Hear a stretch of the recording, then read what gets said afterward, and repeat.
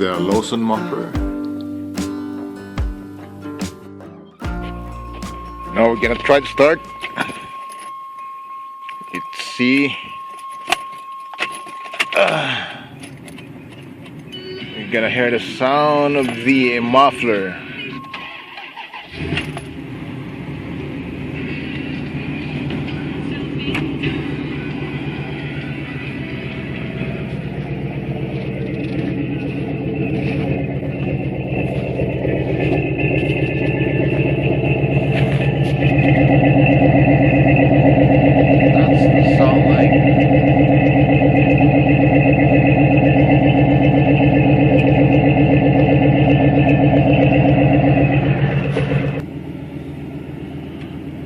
Now I'm gonna rivet with the door open.